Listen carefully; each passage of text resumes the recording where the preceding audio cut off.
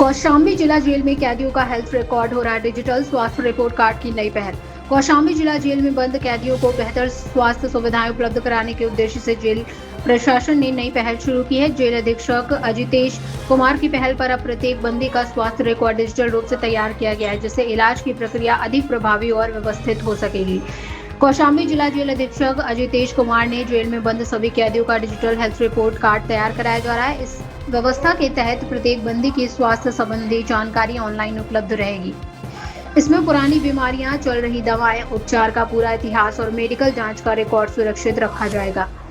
नई व्यवस्था में जेल अस्पताल में उपलब्ध दवाओं का स्टॉक और उनकी एक्सपायरी डेट भी ऐप पर अपडेट रहेगी।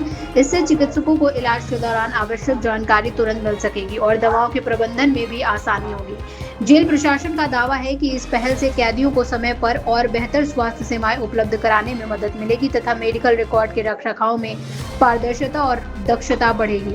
इस समय कौशाम्बी की टेवा जेल में कुल 544 कैदी बंद हैं।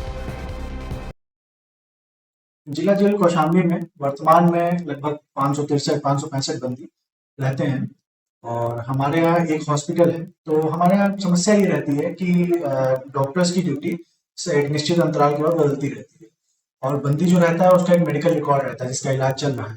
तो इस समस्या को सॉल्व करने के लिए हम लोगों ने अपने जेल स्तर से ही स्टेट ऑफ द आर्ट एक हॉस्पिटल मैनेजमेंट सिस्टम करके ऐप बनाया जो विंडोज पे चलता है।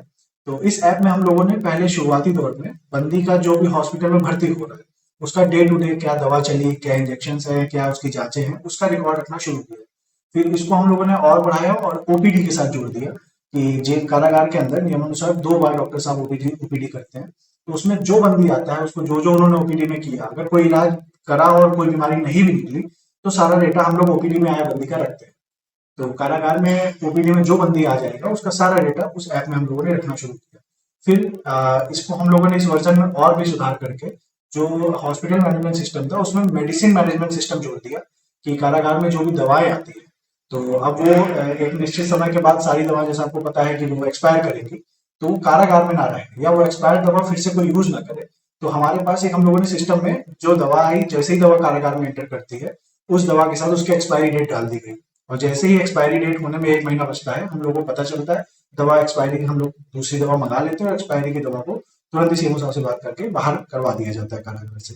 तो इस हॉस्पिटल मैनेजमेंट सिस्टम ऐप का इस्तेमाल हम लोग मेडिसिन मैनेजमेंट, ओपीडी मैनेजमेंट और बंदी जो अस्पताल में भर्ती है, इन पेशेंट जो भी रहते हैं उन सबको मैंने उनकी सारे हिस्ट्री, मेडिकल हिस्ट्री को रखने के लिए किया जाता है। इस ऐप का जो एप्लीकेशन है, जो मेन बेनिफिट हम लोग देख रहे हैं वो ये है कि कारागार में कोई स्पेशलिस्ट डॉक्टर्स की टीम आ गई या डॉक्टर बदल भी गए तो बंदी का सारा डेटा उनको एक ही जगह, एक ही पॉइंट पे मिल जाता है।